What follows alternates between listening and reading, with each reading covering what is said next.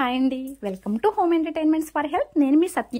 ఈ వీడియోలో శ్రీకృష్ణుల వారి గురించి, రాధాకృష్ణుల యొక్క అన్కండిషనల్ లవ్ గురించి చాలా విషయాలు మీతో షేర్ చేసుకోవాలనుకుంటున్నానండి. సో ఫస్ట్ ఈ వీడియోకి మన శ్రీకృష్ణుల వారికి ఒక్క లైక్ వేసేయండి ప్లీజ్. ఈ వీడియో మీ అందరికీ డెఫినెట్గా నచ్చుతుందండి. మీ ఫ్రెండ్స్, రిలేటివ్స్ అందరికీ షేర్ చేసేయండి. అండ్ ప్లీజ్ మన ఛానల్ సబ్స్క్రైబ్ చేసుకోండి. మీ అందరి కోఆపరేషన్కి చాలా చాలా థ్యాంక్స్. ఈ వీడియోలో ముఖ్యంగా రాధాకృష్ణుల యొక్క అన్కండిషనల్ లవ్ గురించి మీతో షేర్ చేయాలనుకుంటున్నాను. దానికన్నా ముందు ఈ వేడుక స్కూల్లో సెలబ్రేట్ చేస్తున్నారండి. చూసారా, శ్రీకృష్ణ జన్మాష్టమి సెలబ్రేషన్ స్కూల్లో చేస్తున్నారంటే చాలా గొప్ప విషయం అండి. ఎందుకంటే ప్రతి ఒక్క పిల్లవాడిని కూడా, లేదంటే ప్రతి ఒక్క అమ్మాయిని కూడా గోపికమ్మలాగా, కృష్ణుడిలాగా రెడీ చేయమని వాళ్ళు చెప్పారు. సో ఈ రకంగా మనం వాళ్ళని రెడీ చేసినప్పుడు వాళ్ళు అడిగే ఫస్ట్ క్వశ్చన్ ఏంటో తెలుసా అండి?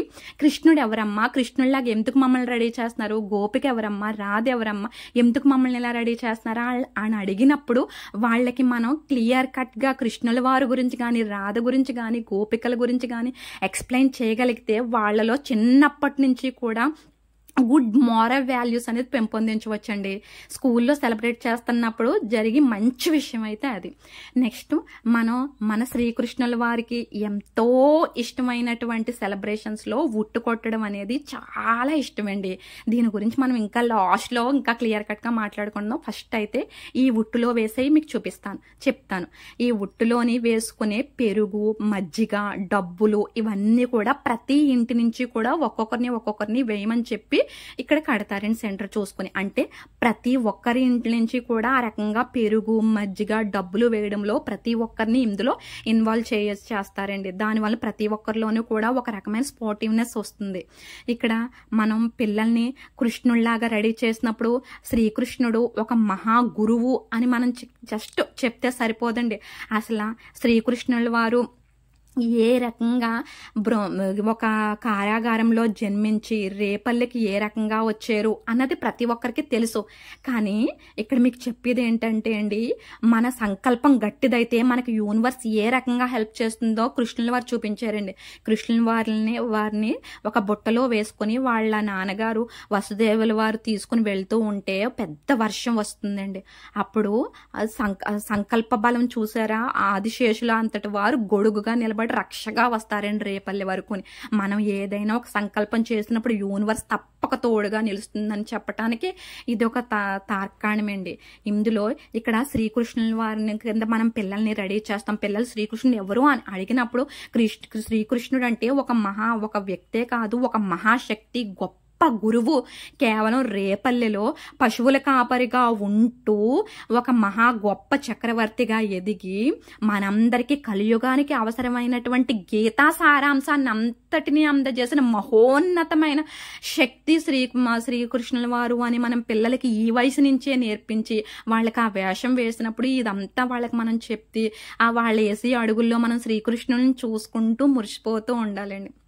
ఇది శ్రీకృష్ణుల వారి యొక్క జన్మాష్టమి రహస్యం అండి. అంతేకాకుండా గోపికమ్మలా మనం రెడీ చేపిస్తున్నాం ఆడపిల్లలకి. ఎవరికైనా సరే ఎక్స్పెక్టేషన్స్ ఉన్నాయి అంటే బాధ మొదలవుతుందండి. కోరిక అనేది మొదలైనప్పుడే బాధకు కారణం అవుతుంది.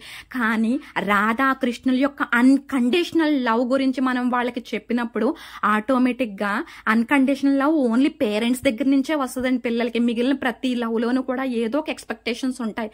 కానీ ఓన్లీ పేరెంట్స్ అన్కండిషనల్ లవ్ ఎలాగో అలాగే రాధాకృష్ణుల యొక్క అన్కండిషనల్ లవ్. రాధ దగ్గర నుంచి శ్రీకృష్ణుల వారు ఎలాంటిది ఏమీ ఎక్స్పెక్ట్ చేయలేదండి. అలాగే శ్రీకృష్ణుల వారి దగ్గర నుంచి కూడా రాధ ఏమీ ఎక్స్పెక్ట్ చేయలేదండి, ఈవెన్ గోపికలు కూడా. సో అలాంటి ఎక్స్పెక్టేషన్ లేని అన్కండిషనల్ ప్యూర్ లవ్ గురించి ఈ వయసు నుంచి మనం ఆడపిల్లలకి చెప్పి ఈ రకంగా గోపికల్లా మనం రెడీ చేసినప్పుడు వాళ్ళల్లోని ప్రేమతత్వం పొంగి అన్కండిషనల్ లవ్ మీద వాళ్ళకి మంచి ఒపీనియన్ ఏర్పడుతుందండి. అదే వాళ్ళ యొక్క ఎదుగుదలకు కూడా కారణం అవుతుంది. ఎందుకంటే ఎప్పుడైతే కండిషన్ లేని లవ్ ని వాళ్ళు ఎక్స్ప్రెస్ చేస్తారో, వాళ్ళు చూపిస్తారో, వాళ్ళు కోరుకుంటారో అప్పుడు బాధ అనేదే ఉండదండి ఈ లోకంలోని. అది రాధాకృష్ణుల యొక్క కేవలం అన్కండిషనల్ లవ్ ద్వారా మనకి వీళ్ళకి చెప్పొచ్చండి. అంతేకాకుండా ఈ జన్మాష్టమి రోజు ఎన్నో వేడుకలు, ఎన్నో డాన్సులు అవి చేస్తూ రకరకాల ఆనందంతో కృష్ణ కృష్ణ కృష్ణ అని తలుచుకుంటూ, రాధా రాధా అని తలుచుకుంటూ కృష్ణుడి యొక్క చరిత్రను తెలుసుకుంటూ వాళ్ళ మహా గొప్ప వ్యక్తుల కింద కూడా ఎదుగుతారండి. ఓహో, కృష్ణుల వారు ఈ రకంగా ఉండేవారా, రేపల్లిలో ఉండేవారా, పశువుల కాపరి అంటే ఏదో తక్కువ అనుకుంటున్నాం, కానీ పశువుల కాపరిగా ఉంటూ అంత మహా గొప్ప దేవుడిగా ఎలా అయ్యారు అని వాళ్ళు అడిగినప్పుడు మనం కేవలం ధ్యానం ద్వారాగా పరుల యొక్క బాగు కోరుకోవడం ద్వారాగా అంత గొప్ప వ్యక్తి అయ్యారని మనం వాళ్ళకి చెప్పొచ్చండి. అంతేకాకుండా కర్మఫలం ఎంతటి వాళ్ళకైనా సరే తప్పదు, ఎంతటి వాళ్ళైనా సరే కృష్ణుడికి ఆప్తులైనా బంధువులైనా సరే అందరినీ ఒకేలా చూస్తారండి అని కుచేలుల వారే సాక్ష్యం అండి. కుచేలుల వారు ఏదైతే పూర్వజన్మ కర్మ ఉందో అదంతా అనుభవించిన తర్వాత తనని కృష్ణ కృష్ణ అని ప్రార్థించడం వల్ల కేవలం ఆ అటుకులు సమర్పించినంత మాత్రం చేత కృష్ణుల వారు ముగ్ధులైపోలేదండి. అక్కడ మీరు గమనించాలి, తన యొక్క కర్మ అంతా దగ్ధం అయిన తర్వాత శ్రీకృష్ణుల వారు తనకు మోక్షం ప్రసాదించి అష్టైశ్వర్యాలు సిరి సంపదలు కురిపించారండి. ఎంత స్నేహితుడైనా సరే కర్మను అనుభవించిన తర్వాత మాత్రమే తన దగ్గరికి చేర్చుకున్నారండి. అది శ్రీకృష్ణ, అది ప్రేమతత్వానికి చిహ్నం, అదే ఏకత్వం అండి. ఫైనల్ గా ఉట్టు కొట్టడం గురించి మీకు లాస్ట్ లో చెప్తున్నాను అన్నాను కదా, ఇక్కడ శ్రీకృష్ణుల వారు ఉట్టు కొట్టడంలో మన జీవితం యొక్క పరమార్థం మొత్తం చెప్పేశారండి. అంటే ఈ ఉట్టు కొట్టడంలో దీనికి మనం ఇందులో ఏమేం భాగం చేసామండి, పాలు, పెరుగు, మజ్జిగ, డబ్బులు ఇవన్నీ భాగం చేసాం కదా. భాగం చేసిన ఈ ఉట్టిని మనకి ఒక టార్గెట్ ఫిక్స్ చేస్తారండి. ఆ కాలంలో ఇవందరూ కోరుకునేవి, ఇది ఐశ్వర్యం కింద, దీన్ని ఎవరైతే కొడతారో వాళ్ళకి ఇవన్నీ దక్కుతాయి అన్నట్టుగాని. ఒకరు కొట్టలేకపోతే ఒకరి మీద ఒకరు వెక్కి, ఒకరి మీద ఒకరు పెట్టి ఫైనల్ గా టార్గెట్ రీచ్ అవుతారండి.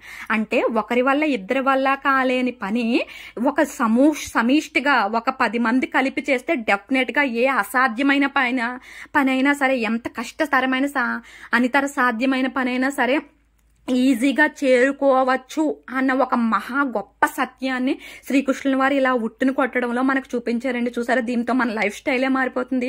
ఇక్కడ ఉట్టు కొట్టడానికి వెళ్ళి ప్రతి ఒక్కరి మీద వసంతకం నీళ్ళు పోస్తారండి, పసుపు నీళ్లు. అలా పోసినప్పుడు ఒక టార్గెట్ మనం చేరుకునేటప్పుడు ఎన్నో అవరోధాలు వస్తాయి, కానీ వాటన్నిటిని తట్టుకుంటూ కొత్త కొత్త ఆలోచనలు చేసుకుంటూ ఆ టార్గెట్ ని రీచ్ అవ్వడం కోసం మనం వేసుకునే కొత్త కొత్త మార్గాల గురించి చెప్పడానికే వాళ్ళు అలా నీళ్లు పోస్తారండి. చూసారా, అందరినీ చూసి చిన్న పిల్లోళ్ళు కూడా ఎంత స్పోర్టివ్నెస్ వస్తుందో, తన కూడా ఉట్టు కొట్టేయడానికి వచ్చేస్తున్నారు, మీద అలా వాటర్ పోసేస్తున్నా సరే. ఈ శ్రీకృష్ణ జన్మాష్టమి వెనక, కృష్ణుడి యొక్క లీలల వెనక మహా గొప్ప అంతరార్థం ఉండండి. ఇది జస్ట్ ఒక 8 నిమిషాలు 9 నిమిషాల్లో మనం తెలుసుకునేది కాదు. సో ఇప్పుడు వరకు నేర్చుకున్న అంత ఇన్ఫర్మేషన్ కనుక మీకు నచ్చినట్లయితే ప్లీజ్ ఈ వీడియోని లైక్ చేసి షేర్ చేయండి. ఇప్పుడు 12 అయ్యే వరకు ఇలా చేసుకుని 12కి శ్రీకృష్ణ హారతి, జై శ్రీకృష్ణ జై శ్రీకృష్ణ అని అందరూ శ్రీకృష్ణుడికి హారతిస్తారండి. అక్కడతో శ్రీకృష్ణ జన్మాష్టమి వేడుకలు అవుతాయి. 12కి ఎందుకు చేయాలంటే మరి అర్ధరాత్రే కదండి శ్రీకృష్ణుడు జన్మ తీసుకున్నారు. సో అర్ధరాత్రి వరకు కూడా కొంచెం సాత్వికమైన ఆహారం తీసుకుంటూ అర్ధరాత్రి పూజ ముగించిన తర్వాత అప్పుడు ఉపవాసం విప్పుతారండి. అలా చేయడం కూడా, అది కూడా మన ఆరోగ్యానికి మంచిదే. Thanks for watching.